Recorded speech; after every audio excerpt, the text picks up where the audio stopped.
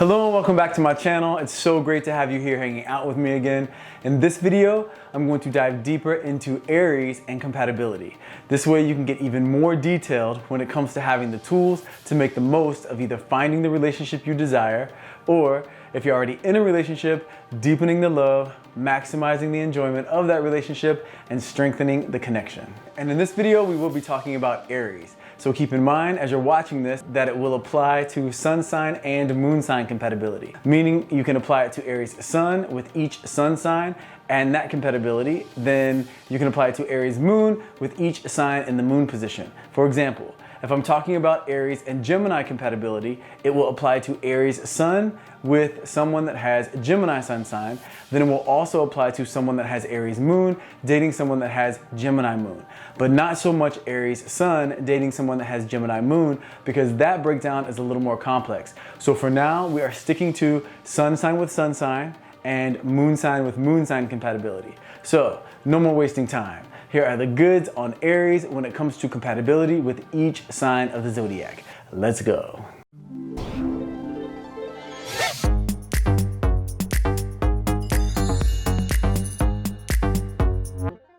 Okay, so for those of you who watch my do's and don'ts videos, shout out to the AG gang. You have been with me for a while, so you know that when it comes to soulmate compatibility, I broke it down into 3 categories. So let's start with category 1, and in this category are the best matches for Aries, and the signs in that category would be, in no particular order, Sagittarius, Aquarius, Leo, and Gemini.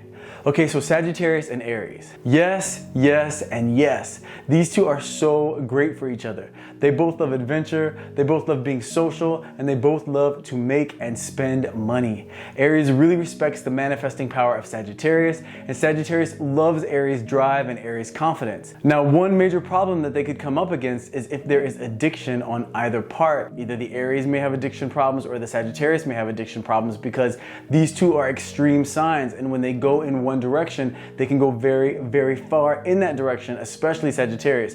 So as long as they don't have any addiction issues, then they should be good to go.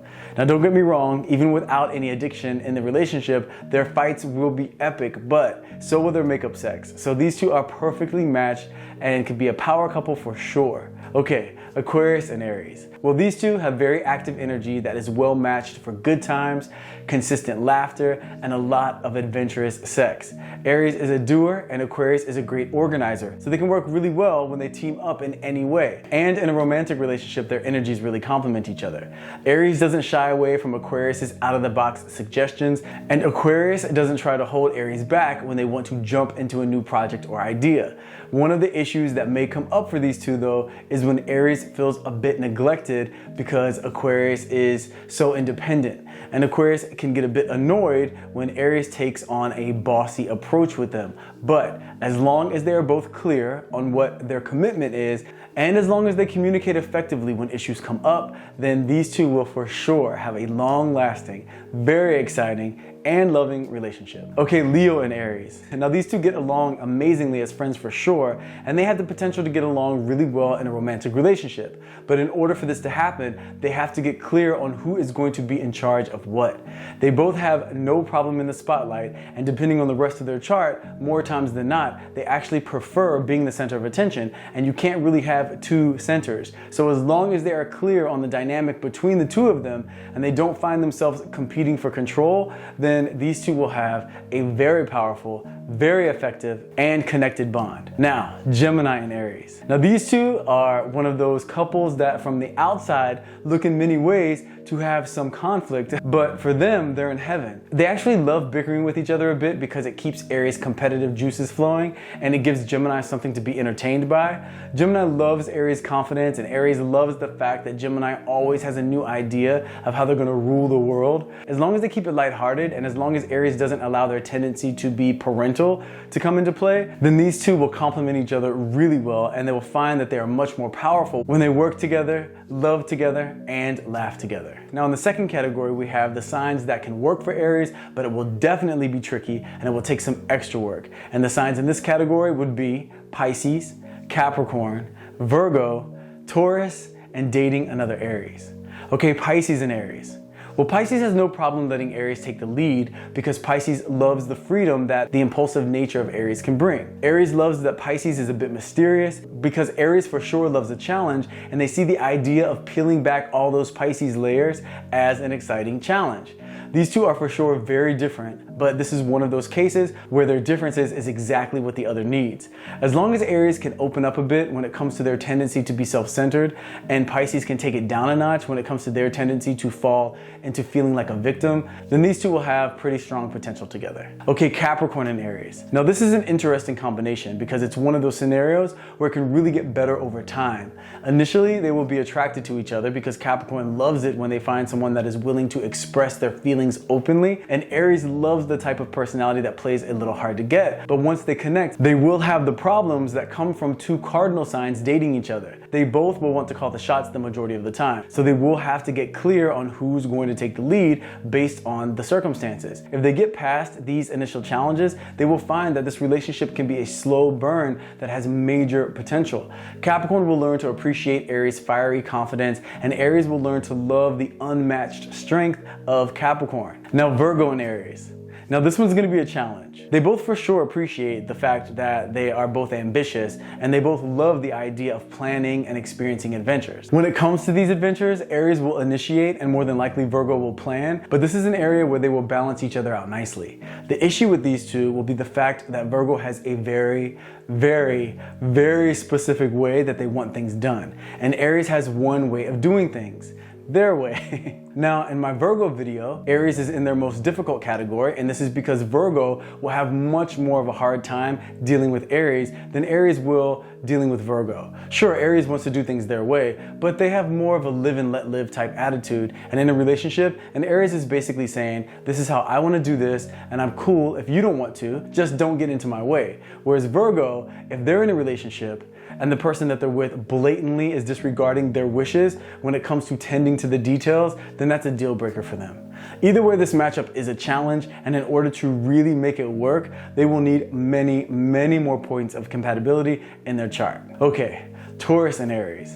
Aries will love the fact that Taurus is so sweet, so lovable, and attentive, and Taurus will love the fact that Aries is not just a big talker, but also a big doer. The issue here is that Taurus is pretty set in their ways and does require some chill time and definitely consistency when it comes to closeness and showing appreciation for each other. Whereas Aries' priorities lie much more in wanting a partner that they can achieve goals with and have unexpected experiences with. So the only way this can work is if Aries doesn't see Taurus as boring over time, and if Taurus doesn't end up seeing Aries as just too impulsive and inconsistent. Okay, and Aries dating another Aries.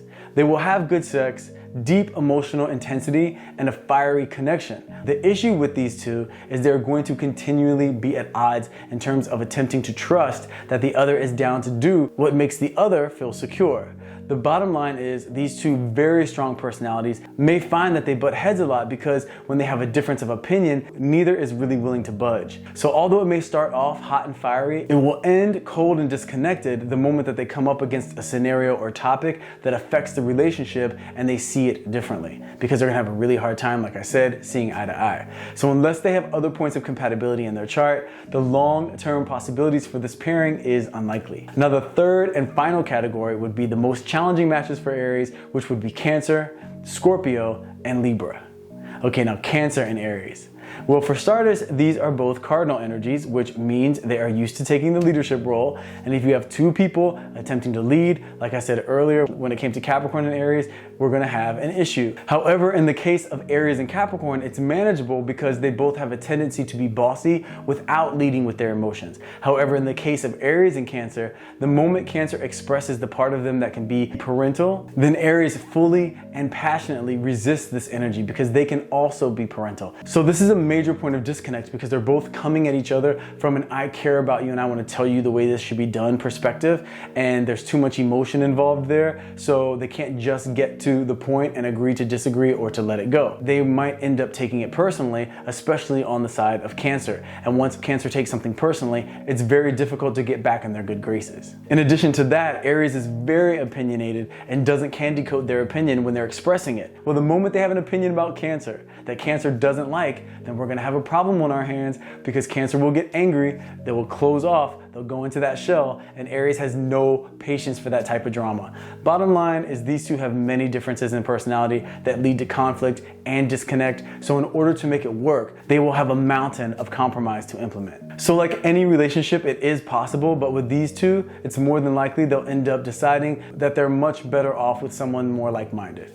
Okay, Scorpio and Aries. Well, Scorpio is secretive and discerning, and Aries is an open book that goes with their impulses to do whatever they feel in the moment. This for Scorpio reads as dangerous and unpredictable, which are two traits that Scorpio is not excited about in their partner. And Aries is not interested in being with someone that is so unwilling to open up immediately. The sex may be great because they are both very passionate and intense, so they may try to make it work because the sex is so good, but they will find that any moment spent outside of the bedroom has a tendency to lead to conflict and disconnect. If this were to work, Aries would have to agree to some serious rules regarding privacy and self-control in order to make Scorpio feel safe, and Scorpio would have to let go of that need to control just about everything. So unless this takes place, they may find that they're better suited for a boxing ring than a relationship. All right, now Libra and Aries. Well, we have two cardinal signs yet again, which you know I like to call leader signs, and they are two leaders that lead in a very opposing way. Libra leads by suggestion and with diplomacy. Aries leads with strong intention and black or white thinking. It either is or it isn't when it comes to the way Aries thinks. So there will definitely be conflict there. For example, if these two are driving in a car together and Libra suggests to Aries which path they should take, and Aries is not being open to Libra's suggestions because 99.9% of the time, Aries feels very confident in their own judgment and doesn't feel the need to run it by anyone else or to hear their opinion. This is going to make Libra angry because they're thinking, why can't we at least discuss this and come to a mutual conclusion? And Aries is thinking, nobody asked for your opinion, I got this handled. There's going to be this type of disconnect whenever they're navigating territory together. Another point of disconnect is how big and loud Aries can be with their energy when Libra appreciates a much more refined approach to social situations. They may share a few laughs in the beginning, but the fact is that their approach to almost everything is exactly opposite and will for sure pose a very, and I mean a very big challenge when it comes to staying connected and working as a team. So there you have it, a bit more detail when it comes to compatibility with an Aries. Now remember, I'm a firm believer that you can be with anyone if you're in love and both of you are committed to growing together, having great communication, and always doing your part to stay connected. You know what I always say, love. That's all and that's enough. So I'm sending you all tons of love. If you enjoyed this video, please hit that like button. Let me know your thoughts in the comment section. If you haven't subscribed, please consider doing so. Thank you so much for taking the time to come and hang out with me, and I will see you in the next video.